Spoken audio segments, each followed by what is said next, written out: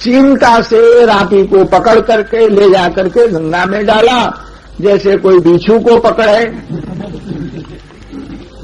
दूसरी रापी बाजार से लाए और पारस जो है वह ज्यों का त्यों रखा रह गया। रैदास जी को पारस की जरूरत नहीं पड़ी। इतना बड़ा संतोष धैर्य उनके मन में था। 13 महीने बीत गए। 13 महीने बाद ठाकुर जी उसी रूप से फिर आए और आए, देखा तो यहां तो वही ठाठ जैसा पहले का था। पूछा, महाराज मैं आपको वो पारस दे गया था, आपने उससे कभी कोई काम लिया कि नहीं लिया, कोई संत सेवा की अथवा नहीं की? तो रैदास ने कहा कि महाराज उसको छूने का मेरा साहस नहीं होता है, आप देख लीजिए जहां आप रख गए थे वहीं रखा होगा। ठाकुर जी ने देखा तो वहीं रखा था और कहा आप इसको यहां से ले ही जाइए, यहां इसकी आवश्यकता नहीं है। इतना बड़ा निष्प्रिय हृदय था। धन की पारस सरीखे पत्थर की आवश्यकता का अनुभव श्री रैदास जी को नहीं हुआ। इतना बड़ा यह वैराग्य था हृदय में उनके।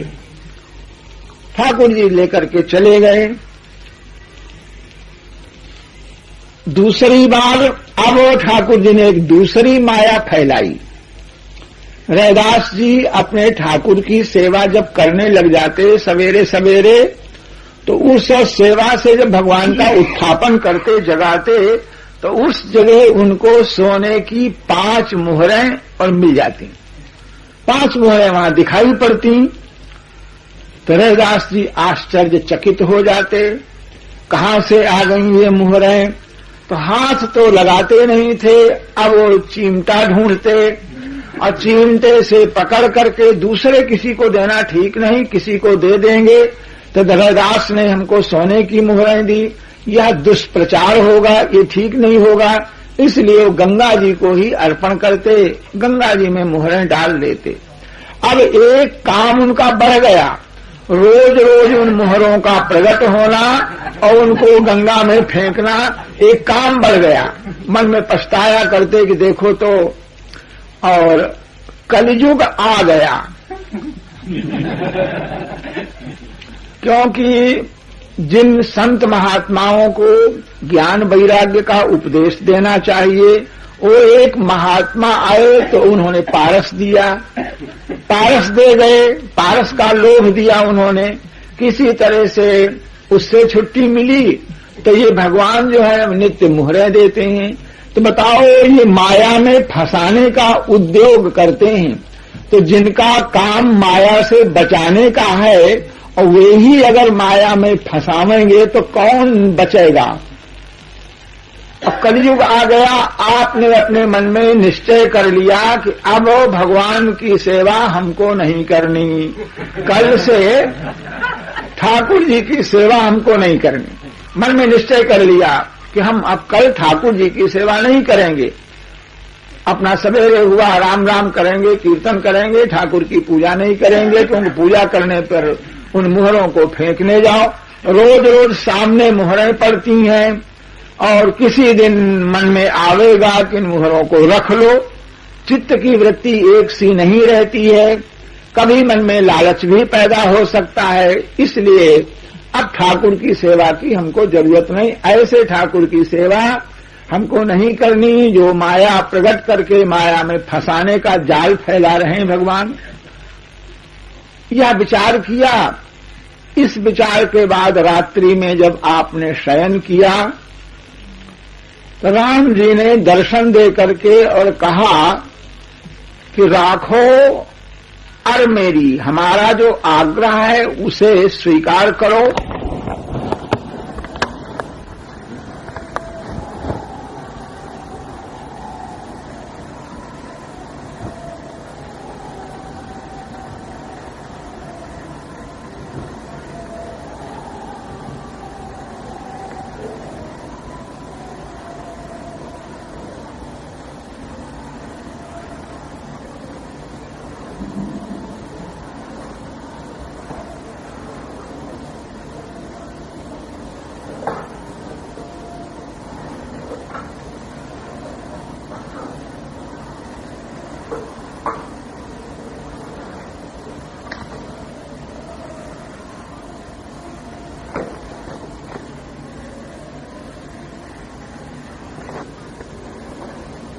को भगवान की बात आज स्पष्ट भगवान ने आज्ञा दिया मैं न मानूं, तो भगवान ही अगर हमको फंसाना चाहेंगे तो कौन बच सकता है। ऐसा विचार करके उन मोहरों को लेना आपने स्वीकार किया, लेकिन स्वयं हाथ न लगा करके दूसरे सज्जन से कहा कि इन मोहरों को उठा लो। अब मोहरें रोज जो है वह 5 मोहरों की आमदनी रोज हो गई। तो कहा तो फूस की झोपड़ी डाल करके रैदास जी शरीर पर कष्ट सह करके निर्वाह करते थे। अब नित्य 5 सोने की मोहरों का आय का स्रोत हो गया, आमदनी हो गई। तो उस आमदनी संतों को सुपुर्द कर दिया। तो उन महात्माओं ने साधुओं के ठहरने योग्य संत निवास बनवाया। संत निवास बन गया। संत निवास के बन जाने पर वे संत महात्मा लोग रसोई का प्रबंध करते, पर्याप्त मात्रा में नित्य भगवान को भोग लगने लगा और साधुओं की सेवा होने लगी। लेकिन रैदास जी उससे अलग ही रहते थे। वे संत महात्मा मोहरों को लेकर के सेवा करते थे। एक मंजिल बन गया, हमारा साधुओं को रहने की जगह नहीं मिलती, तो उसके ऊपर दूसरी मंजिल बन गई। इस तरह सेवा का और विस्तार हो गया। सेवा के विस्तार के साथ अब संतों का आगमन बढ़ गया। जहां संत ज्यादा आते जाते हैं वहां पर भक्तजन भी ज्यादा आने जाने लग जाते हैं। लोग अधिक आने लगे। इनकी सेवा का, इनकी भक्ति का प्रचार और बढ़ गया। अब नित्य वहां पर सत्संग होता है। रैदास की महिमा जो है वह बहुत बढ़ गई। नगर भर में नाम हो गया संत सेवा के कारण। रैदास के सत्संग की महिमा होती थी। इनके सत्संग को, इनकी वाणी को जो लोग सुनकर जाते थे वे प्रसन्न होते थे। संत महात्मा लोग भोजन करते, कोई भी आओ सभी के लिए भोजन मिलता। तो यह बात क्या थी? तो प्रियादास जी ने अपनी टीका में लिखा है कि बड़े ही खिलाड़ी, ठाकुर जी को खिलाड़ी लिखा। खिलाड़ी माने कौतुकी, प्रभु कौतुकी, प्रणत हितकारी। भगवान का अपना एक स्वभाव कौतुकी है। भक्तों के साथ एक न एक कौतुक तमाशा भगवान किया करते हैं। खिलाड़ी हैं वे। तो कहाँ तो रैदास जी अकेले पेड़ के नीचे रह करके शरीर पर कष्ट सह करके निर्वाह करते थे, और कहाँ भगवान ने 2 मंजिल संत निवास बना दिया। बड़े ऐश्वर्य के साथ सेवा होने लगी, बहुत ख्याति प्रसिद्धि हो गई। और पहले तो छिप करके अपने भगवान की सेवा कर लिया करते थे। अब प्रगट सेवा होने लग गई। प्रगट आरती होती है, प्रगट स्तुति होती है। भगवान की सेवा प्रगट है, संतों की सेवा प्रगट है। तो उस खिलाड़ी ने, उस कौतुकी ने एक ओर तो ये काम किया, रैदास जी के ऐश्वर्य को प्रकट कर दिया, और दूसरी ओर क्या किया कि काशी के जो ब्राह्मण हैं उन ब्राह्मणों के हृदय में भी भगवान ने प्रेरणा की। वैसे ब्राह्मणों के मन में किसी शूद्र भक्त की अगर महिमा बढ़ने लग जाए तो यह उनको अच्छा नहीं लगता है, लेकिन सहन भी वे लोग करते। लेकिन कैसे सहन हो? स्वयं उस खिलाड़ी ने उनके मन में प्रेरणा की। अब उस प्रेरणा से रैदास की कीर्ति को वे लोग सुनते, तो सुन करके उनके हृदय में जलन होती। रैदास को गाली देते, आपस में चर्चा करते कि यह तो बड़ा अन्याय हो रहा है। देखो ये काशी है और विद्वानों की नगरी है, ब्राह्मणों की नगरी है, और उसमें एक चमार, उसकी महिमा इतनी बढ़े। और अब होता यह है कि बाहर से परदेसी लोग आते हैं तो सेठ साहूकार रैदास के यहां सीधे चले जाते हैं, हम लोगों के पास नहीं आते हैं। उनको हमारे पास आना चाहिए। तो रैदास का प्रभाव दिन दिन बढ़ता ही चला जा रहा है, बढ़ता ही चला जा रहा है। क्या करना चाहिए, तो लोग सोचने लग गए। सोचते सोचते उन्होंने विचार किया कि ये जो सेवा पूजा का इसको अधिकार नहीं है। शास्त्र के प्रमाण से सेवा पूजा शूद्र को नहीं करनी चाहिए, राजा से कहकर के और इसकी सेवा के ऊपर प्रतिबंध लगा देना चाहिए। इस बात पर विचार किया। काशी का राजा स्वयं विद्वान और विद्वानों की बात मानता है। उसकी सभा में बहुत से विद्वान रहते हैं। तो सब लोगों ने एक स्वर से रैदास को गाली देते भये, रैदास की निंदा करते भये काशी नरेश से शिकायत किया और कहा कि राजन देखो, आप जो हैं वह राजा हैं और राजा का कर्तव्य यह है कि 4 वर्ण जो हैं उन चारों वर्णों के जो नियम हैं अपने अपने वर्ण धर्म का, आश्रम धर्म का सब लोग पालन करें। राजा को इस प्रकार शासन करना चाहिए, कोई अपने धर्म को छोड़ करके अगर अलग जाता है तो राजा को अनुशासन करना चाहिए। शास्त्र में ऐसा लिखा हुआ है। शास्त्र में लिखा है, महाराज देखो, राजा रामचंद्र ने एक शूद्र को मार डाला था, लिखा हुआ है, प्रमाण दिया उन लोगों ने। शूद्र तपस्या कर रहा था और उस शूद्र की तपस्या से एक ब्राह्मण बालक की मृत्यु हो गई। राम जी से शिकायत की गई तो राम जी ने उस शूद्र को मारा तो ब्राह्मण का बालक जीवित हो गया। तो जो जिस राज्य में अपूज्य की पूजा होती, जिसे अधिकार नहीं है, वह अगर देव मंदिरों की प्रतिमाओं की पूजा करता है अथवा उसकी पूजा होती है जो पूजा के योग्य तो है नहीं और उसकी अगर पूजा होती है और स्वयं जो पूजा करने का अधिकारी नहीं है वह अगर देवताओं की पूजा करता है, तो इस पूज्य पूजा का जो व्यतिक्रम है, अंधकार चेष्टा करने से राजन 3 प्रकार का भय उत्पन्न होता है। दुर्भिक्ष हो सकता है और राजन अकाल पड़ सकता है, महामारी पड़ सकती है, अनेक प्रकार के भय उपस्थित हो सकते हैं। इसलिए आपको अनुशासन करना चाहिए। अपने अपने वर्ण के अनुसार लोग, अधिकार के अनुसार लोग पूजा करें, भजन करें। पूजा भजन पर कोई रोक नहीं है, लेकिन अधिकार के अनुसार करना चाहिए। राजा को इस प्रकार से सिखाया, बहकाया। राजा की भी समझ में आया कि लोग ठीक ही कह रहे हैं। वर्णाश्रम धर्म की मर्यादा में राजा के कर्तव्य को यहां तक लिखा गया है कि अगर किसी ब्राह्मण के पास बहुत ज्यादा संपत्ति हो जाए, तो बहुत अधिक संपत्ति हो गई, इसका अर्थ यह हुआ कि वह अब ब्राह्मण नहीं रह गया, बनिया हो गया। तो उसने व्यापार करके, अनुचित मुनाफाखोरी करके यह धन इकट्ठा किया होगा। तो ऐसे ब्राह्मण के धन को छीन करके प्रजा में, गरीबों में बांट देना चाहिए। ब्राह्मण इतना बड़ा धनी नहीं होना चाहिए। ऋषियों ने, उन लोगों ने कहा कि महाराज शास्त्र का ऐसा प्रमाण है, इसलिए आप रैदास के ऊपर शासन करो। भगवान प्रेरणा तो ठाकुर जी की थी।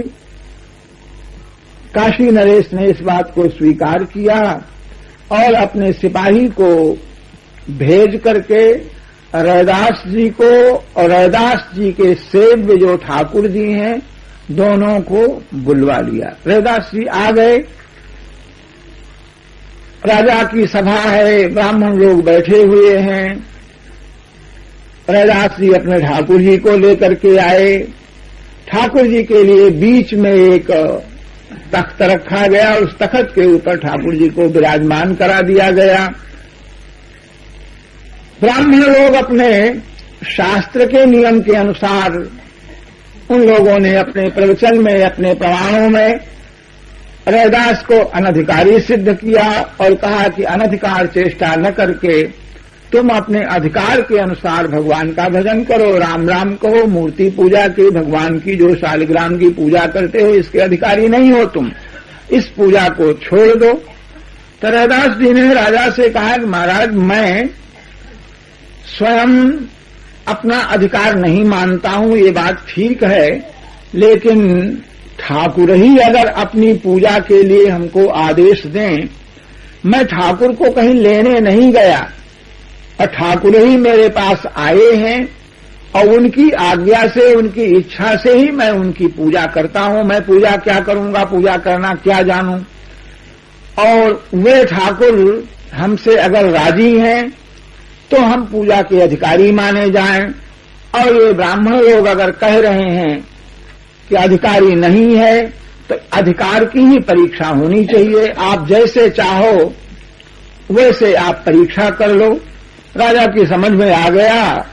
राजा ने कहा कि देखो ये ठाकुर जी विराजमान है और आप लोग ब्राह्मण हैं, आप लोगों के पास मंत्रों का बल है, तो आप अपने मंत्रों के प्रभाव से, क्योंकि मंत्र में बड़ी भारी शक्ति होती है, मंत्राधीनाश्च देवता, मंत्र जो है वह के मंत्र के अधीन देवता होता है और वे मंत्र जो है ब्राह्मणों के अधीन होते हैं, इसलिए ब्राह्मण को ही देवता कहा जाता है।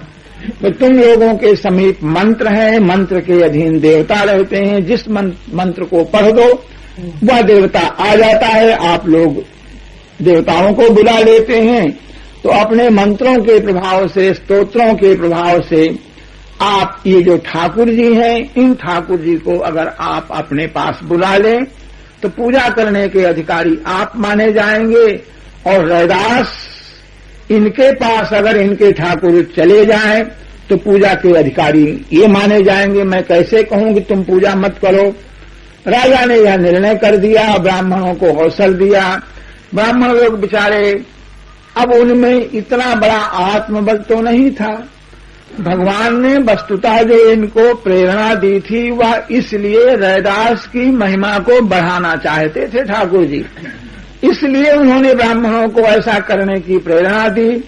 और ब्राह्मण लोग अपने प्रयत्न करके, मंत्रों का उच्चारण करके, जप करके, सब कुछ करके भगवान को बुलाने का प्रयास किया, लेकिन इतनी शक्ति कहाँ, इतना प्रेम कहाँ कि उनके पास भगवान पहुंच जाएं। एक के पास नहीं पहुंचे, सामूहिक पाठ करने पर भी उनके पास नहीं पहुंचे। अंत में रैदास को राजा ने आज्ञा दिया कि तुम अपने ठाकुर को अपने पास बुलाओ।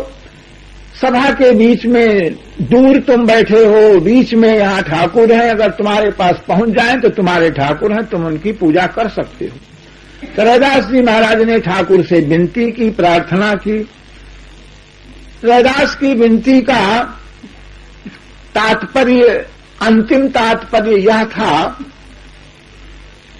कि हम आपके दास हैं, आप मेरे स्वामी हो, तो स्वामी और सेवक का वियोग नहीं होना चाहिए। आप पतित पावन हैं और हम पतित हैं। हमारे शूद्र कुल में हमारा जन्म हुआ है, तो पतित तो हम स्पष्ट ही हैं, बिना किसी विवाद के हम पतित हैं।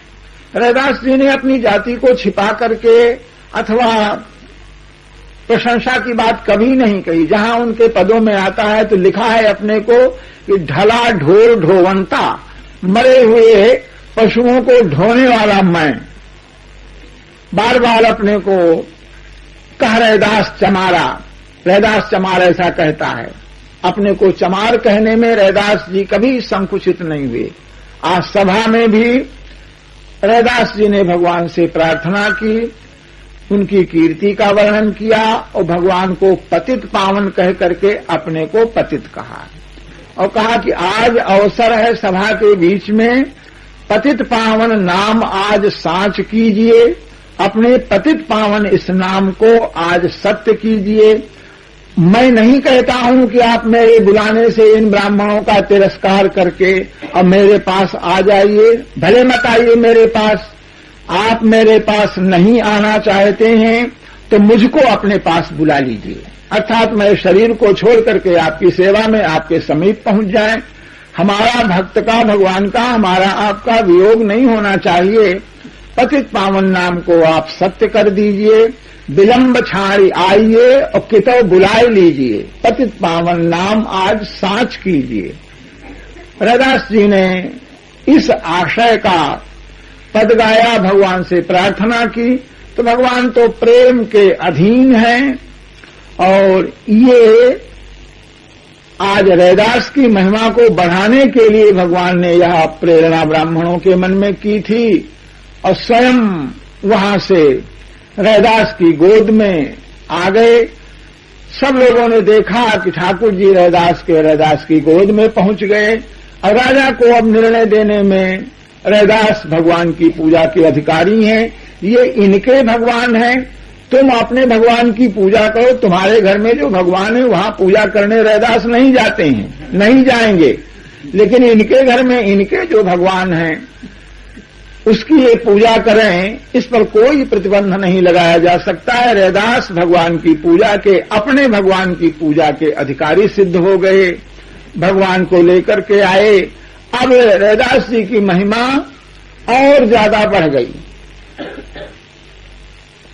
रैदास के पास अब तो काशी नरेश भी जाने लग गए, दर्शन करने के लिए जाते, और सिद्ध साधु महात्मा आते, वह भी रैदास का दर्शन करने के लिए जाते। रैदास भगवान का भजन करते।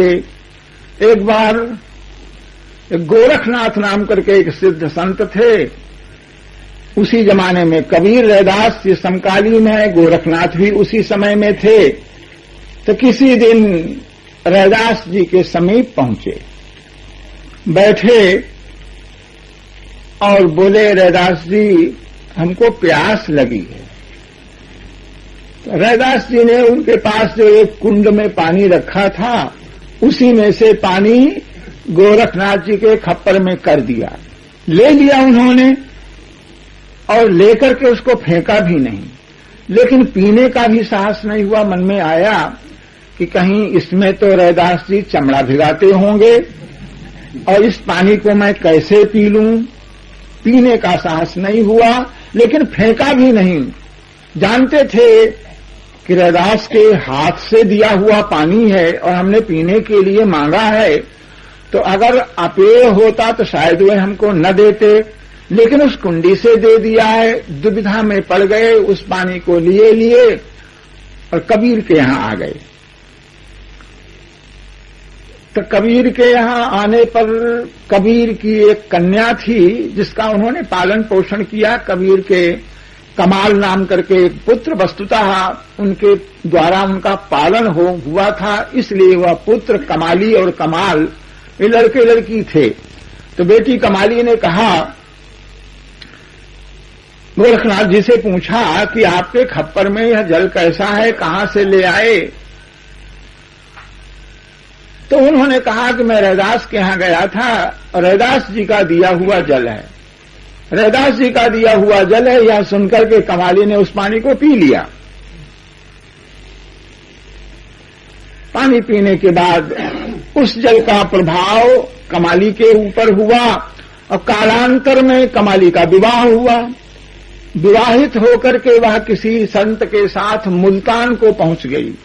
मुल्तान में उसके पति रहते थे, स्वयं यह रहती थी। और ये गोरखनाथ जी अपने धर्म का प्रचार करते हुए घूमते घामते मुल्तान को पहुंचे। तो वहां पर जहां जाते नाथ भक्त थे, अपनी सिद्धि का प्रचार करते थे। कोई आता कि महाराज भोजन कर लो, हाँ भोजन कर लें, तो खप्पर भरने की बात कहते। दूध कोई देने लग जाता तो मेरा खप्पर भर दो। अब उस खप्पर के भरने में कोई मन भर दूध डाल दे, 2 मन डाल दे, तो खप्पर भरता ही नहीं। गोरखनाथ जी के खप्पर का ऐसा प्रभाव। कोई भोजन कराने के लिए कहता है तो खप्पर भर दो, खप्पर मेरा भर जाएगा तब भोजन करेंगे। और खप्पर में तमाम सामान डाल देने पर भी खप्पर खाली रहता। इस तरह अपनी सिद्धि को दिखाते, लोगों को प्रभावित करके और चेला बनाते, अपना प्रचार करते। कमाली ने सुना कि एक महात्मा आए हैं और गोरखनाथ हैं, तो झट अपने पति से कहा कि जाकर के उनको निमंत्रण दे करके आओ, भोजन कराने के लिए पधारे यहां पर। तो गोरखनाथ जी ने निमंत्रण स्वीकार कर लिया और आ गए, और आने पर वही खप्पर भरने वाली बात कही कि मेरा खप्पर पहले भर दो, खप्पर भर जाएगा तो मैं भोजन करूंगा, और नहीं खप्पर भरता है तो चेला बनो, योग्यता प्राप्त करो, शिष्य हमारे बनो, उसके बाद फिर भोजन करेंगे। ये बात रहा करती थी। तो कमाली ने भीतर से सामान ला करके और उनके खप्पर में 2-4 चम्मच भात है, दाल है, सामान है, डाला, और उसके डालने से ही गोरखनाथ जी का खप्पर भर गया। तो विचार करने लगे, अरे ये कौन है भाई, हमारा खप्पर किसने भर दिया? जरूर कोई, भाई ये कौन है? तो पूछने लग गए, अपना परिचय दो बेटी, तुम कौन हो? तो अपना नाम बताया और कहा कि आपकी बेटी कमाली। अरे बहुत आश्चर्य उनको हुआ, बड़े प्रसन्न हुए। काशी जी में बहुत दिनों के बाद यहां आकर के देखा, हमको मालूम भी नहीं था तुम यहां हो, बहुत अच्छा बहुत अच्छा, बड़ी प्रसन्नता के साथ कमाली की बड़ाई की। और इसके बाद उन्होंने जानना चाहा कि आखिर कमाली में इस तरह की सिद्धि कैसे आ गई। कोई आश्चर्य नहीं, कबीर के पास रहती थी, उनकी लड़की ही है, लेकिन कौन सा साधन इसको कबीर ने बताया होगा, कोई जिस साधन से इतनी शक्ति इसको प्राप्त हुई, मेरा खप्पर भर दिया। और सिद्धि में एक प्रकार से हम इससे हार गए। गोरखनाथ जी ने पूछा कि तुमने इस प्रकार की शक्ति किस प्रकार से आई, कौन सी साधना की, हमें बताने में तुमको कोई संकोच नहीं होना चाहिए। तो कमाली ने कहा कि महाराज सिद्धि हमारे में कहां से आई, और ये मेरी सिद्धि नहीं है। तो किसकी है? बोले तो आप ही की है, आपके खप्पर के पानी को मैंने पी लिया था, बस उसी दिन से तरह तरह के चमत्कार हमको अपने में दिखाई पड़ते हैं। तो मेरे पास कोई सिद्धि नहीं। आप जल लेकर के अपने खप्पर में आए थे, हमने पूछा कि कैसा जल है, मैं पी लूं, आपने कहा कि ये रैदास का दिया हुआ जल है, उस पानी को मैंने पी लिया उसी दिन से, और हमारे ऊपर भगवान की कृपा है, मैं जो इच्छा करती हूं वह हो जाता है। आपको भोजन कराने की इच्छा थी कि आप भोजन करें, और आप खप्पर भरने का आग्रह किया आपने, मेरी इच्छा हुई कि खप्पर भर जाए, तो वह खप्पर भर गया, आप भोजन करो। गोरखनाथ ने प्रसन्न होकर के भोजन किया, आशीर्वाद दिया। इसके बाद उनके मन में आया कि अरे हमने भूल किया, उस पानी को हमको स्वयं पीना चाहता था। देखो रैदास हम जानते हैं प्रसिद्ध है, रैदास तो भक्त है, सिद्ध है, और हमने अश्रद्धा करके शंका करके पानी नहीं पिया। कदाचित मैंने पानी पी लिया होता तो बड़ा अच्छा होता। अच्छा, तो अब उन्होंने यात्रा करते करते मन में विचारा कि चलो काशी चलें और इस बार मांग करके पानी पिएंगे। घूमते घामते रैदास के पास काशी में आए और आज पानी पीने की इच्छा प्रकट की। बोले रैदास जी हमको तो प्यास लगी हुई है, पानी हमको दे दीजिए। तो रैदास जी समझ गए कि पानी पीने का मांगने का अर्थ क्या है। तो रैदास ने कहा कि महाराज वो पानी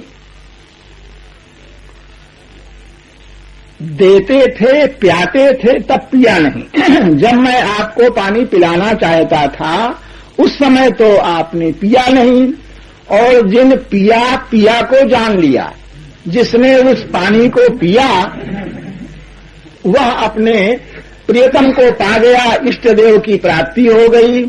और भूला जोगी फिर दीवाना, और कहा वो पानी मुल्तान गया।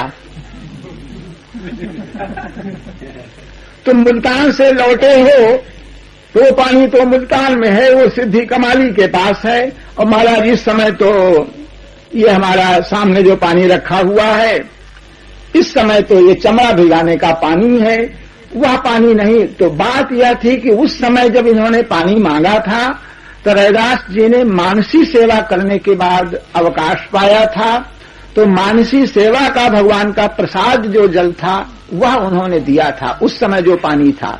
और कहा कि अब तो यह पानी साधारण पानी है, इस पानी से कोई लाभ नहीं, समय निकल गया, वह पानी अब मिलने वाला नहीं है, समय से ही वह पानी ऐसा मिलता है।